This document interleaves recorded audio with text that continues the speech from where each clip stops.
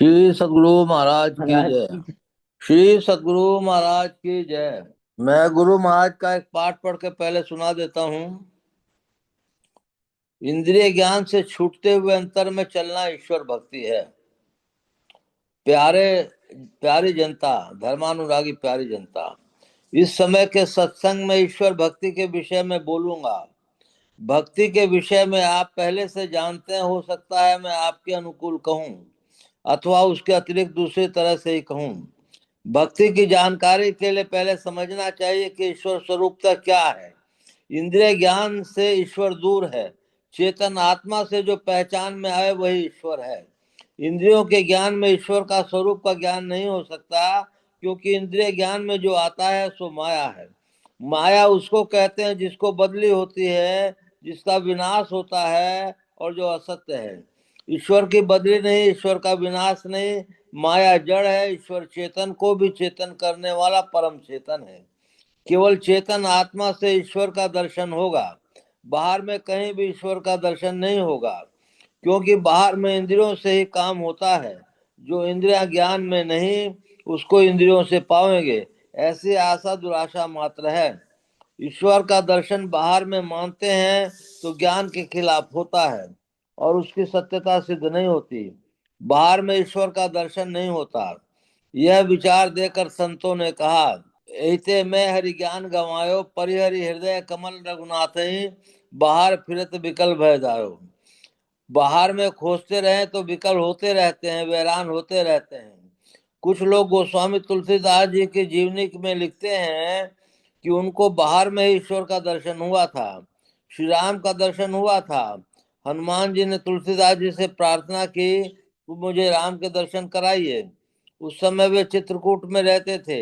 एक दिन वे चंदन घिस रहे थे। उन्होंने देखा कि दो राजकुमार बालक आए हैं और चंदन लगाने के लिए कह रहे हैं। तुलसीदास जी ने उन दोनों को तिलक लगा दिया, किंतु वे पहचान नहीं सके कि वे श्री राम और लक्ष्मण हैं। पुनः हनुमान जी से भेंट होने पर तुलसीदास जी ने कहा, मुझे राम के दर्शन नहीं हुए। हनुमान जी ने कहा, आपने पहचाना नहीं। जिन दो बालकों को आपने तिलक लगाया वही राम और लक्ष्मण थे। तुलसीदास जी ने पुनः दर्शन करवाने के लिए उनसे प्रार्थना की। हनुमान जी ने कहा, अच्छा फिर दर्शन होगा। उसके बाद तुलसीदास जी ने देखा, फिर दो सुंदर किशोर बालक घोड़े पर जा रहे हैं, किंतु इस बार भी वे पहचान न सके।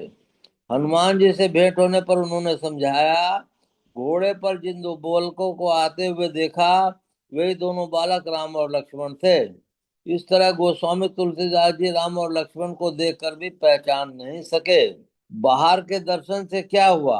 कश्यप अतिथि ब्राह्मण थे और तप करते फिर क्षत्रिय हुए। एक पद नीचे चले गए, क्योंकि क्षत्रिय ब्राह्मण से नीचे होता है। माया दर्शन में माया के अंदर बहुत लाभ होता है। चमत्कारिक लोगों में जाना हो सकता है, लेकिन अपना ज्ञान नहीं होता। भक्ति कहते हैं सेवा करने को, किसी की आवश्यकता पूरी करने, उसकी यह सेवा है। गंगा सेवन करने लोग जाते हैं, वहां गंगा की सेवा क्या करो। गंगा में बकरी का बच्चा फेंकते हैं, लोग उसको लूटते हैं, यह भक्ति नहीं है। जब से ईश्वर का ज्ञान सुनकर वह ज्ञान प्राप्त करने लगे, तब से ईश्वर भक्ति आरंभ होगी। ईश्वर की ज्योति भी आप देख सकें तो मन पवित्र हो जाएगा। इस पर लोग ध्यान नहीं देते, स्थूल पर ही लौ लगाए रहते हैं। आगे बढ़ना नहीं चाहिए चाहते, इसलिए कि अंतर्मुखी होकर खोज हो। जो जहाँ बैठा है वह वहीं से चलता है। दृष्टि और मन को स्थिर करो। दृष्टि में कहते हैं, शूरस धारा निष्ठा दुर्ता दुर्गम, ये संस्कृत का वाक्य है। रघुपति भगति करत कठिनाई, सफरी की तरह सूक्ष्म हो जाओ। अपने को बहुत संभालो और सूक्ष्म हो कर उस तक पहुंचो। इसके लिए कला है। गुरु से भजन भेद लो, उनका अभ्यास करो। अभाव होने पर विपत्ति नहीं होती, विश्वास डिगे नहीं, करता चला जाए, लेकिन अंधविश्वासी नहीं बनो। संतों का संग, कथा प्रसंग, गुरु सेवा, ईश्वर का गुण निधान, मंत्र जप, इस तरह 5 भक्ति तक मन लगाने पर ही जोर है। छठी भक्ति में दमशील बनो। शम दम तोड़ दो तो योग कहाँ रहा। इंद्रिय निग्रह में मन सांसारिक विषयों को छोड़ता है। सांसारिक विषयों को छोड़ने से निर्विषय की ओर होता है।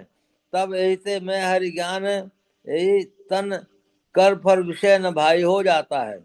मतलब यह है कि छठी भक्ति में इंद्रिय निग्रह होता है। सातवीं भक्ति है मनोनिग्रह के लिए। मनोनिग्रह में एकाग्रता होती है और मन में चेतन आत्मा का संग छूट जाता है। यह अंदर का रास्ता है। इस रास्ते में चलने को भक्ति कहते हैं। इसके अलावा जो भक्ति है वो मनोनुग्रह के लिए है। पहले स्थूल उपासना करो।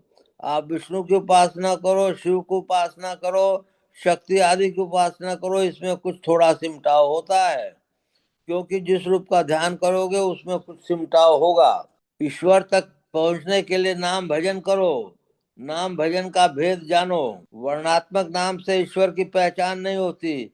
जाति नाम और सिफासी नाम राधा स्वामी पंत के दूसरे गुरु ने कहा था। झूठ, चोरी, नशा, हिंसा, व्यभिचार, इन पंच पापों को मत करो। मनुस्मृति में अष्टघातकों की चर्चा हुई है। अर्थात ये मारने की आज्ञा देने वाले ये जो अष्ट तरह के पाप होते हैं उसके बारे में बताया गया है। ईश्वर सर्वव्यापक है, ऐसा हम लोग मानते हैं। कितनों का ख्याल है कि ईश्वर सर्वव्यापक नहीं है। कोई कहते हैं निर्गुण ब्रह्म को अपने तय का भी ज्ञान नहीं है। जैसे चार चीजें मिलाकर ये होता है, उसी तरह से बहुत से अणु चैतन्य को मिलाकर ईश्वर होता है। ये सब गलत बातें हैं। लोगों को इन प्रचार से बचना चाहिए। ईश्वर भक्ति का मोटा प्रचार भी बहुत होता है। मोटी भक्ति भी थोड़ी नहीं छोड़ो और सूक्ष्म भक्ति को भी नहीं छोड़ो। श्री सतगुरु महाराज की जय। ज्योति मंगल केजरीवाल। मूर्ति सतगुरु मिल में सर्वाधार। मंगल में मंगल करण विनुओ बारंबार। धन्य धन्य सदगुरु सुखद महिमा कही न जाय। जो कछु कहूँ तुमरी कृपा मोते कछु न बसाय। पुनश्च सब धरती कागज करूं लेखन सब बन राय। सात समुद्र की मसी करूं गुरु गुण लिखा न जाए। बोलिए प्रेम से श्री सद्गुरु महाराज की जय। अव्यक्त रूप से विराजमान संत सद्गुरु महर्षि में परम जी महाराज के श्री चरणों में कोटि कोटि नमन, कोटि कोटि नमन। अव्यक्त रूप से विराजमान संत सद्गुरु महर्षि संत सेवी परम जी महाराज के श्री चरणों में कोटि कोटि नमन, कोटि कोटि। उपस्थित अत्यंत भाग्यशाली सदात्माओं, आप सबको शत शत नमन, शत शत नमन, शत शत नमन। हम लोग प्रतिदिन सत्संग करते हैं, बहुत सौभाग्य की बात है। हम लोगों का लक्ष्य है ईश्वर तक पहुंचना। ईश्वर तक पहुंचने के लिए हम लोग को ईश्वर को जानना होगा। ईश्वर को जानने के लिए हम लोग सगुण और निर्गुण को जानना पड़ेगा। हम लोग ईश्वर को, भगवान राम को भी ईश्वर मानते हैं, भगवान कृष्ण को भी ईश्वर मानते हैं, भगवान शिव को भी ईश्वर मानते हैं। गुरु महाराज ने कहा है सभी देवताओं के दो स्वरूप होते हैं, सगुण स्वरूप और निर्गुण स्वरूप। निर्गुण स्वरूप ही आत्म स्वरूप कहलाता है। उसी से निर्गुण स्वरूप को ही निर्गुण को जाना जाता है, क्योंकि सर्वेश्वर निर्गुण स्वरूप ही हैं।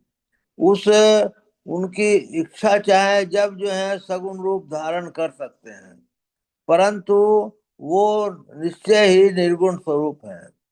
हर एक तत्व जो है, पांच तत्व से हमारा शरीर बना है और तीन गुणों को मिलाकर हमारा शरीर बना है। क्षितिजल पावक गगन समीरा और सतरज और तम, इन तीनों गुणों से ये अपना शरीर बना है। फिर भगवान श्री कृष्ण ने 13वें अध्याय में कहा है 31 तत्वों को छोड़कर जो है वह आत्मा है, वही आत्मा ही परमात्मा की पहचान करती है। तो हम लोगों को यहाँ तक पहुंचना है। यहाँ तक पहुंचने के लिए हम लोग को संसार को छोड़ना पड़ेगा। संसार को छोड़ने का मतलब है कि आप अपने काम में लगे रहिए और अपने काम करते हुए सर्वेश्वर का याद या चिंतन करते रहिए। यही संसार को छोड़ना है। और अगर ये नहीं हो पाता है तो शुरू शुरू में अपना मानस जप, मानस ध्यान, दृष्टि साधन ये सब करते रहिए। इसमें भी समय लगता है। शरीर की पवित्रता होनी बहुत आवश्यक है। शरीर की पवित्रता के साथ फिर झूठ, चोरी, नशा, हिंसा, व्यभिचार इनको छोड़ना भी बहुत आवश्यक है। फिर हृदय की पवित्रता बहुत ज्यादा ही आवश्यक है।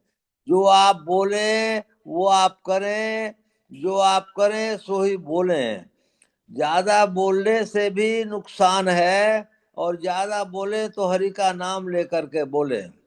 अब मैं विषय पर आता हूँ। हम लोग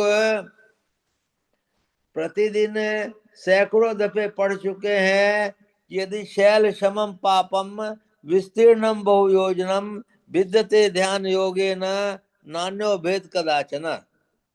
यदि पहाड़ के समान कई योजन तक फैला हुआ पाप हो तो वह ध्यान योग से नष्ट हो जाता है। इसके समान पापों को नष्ट करने वाला कभी कुछ नहीं हुआ।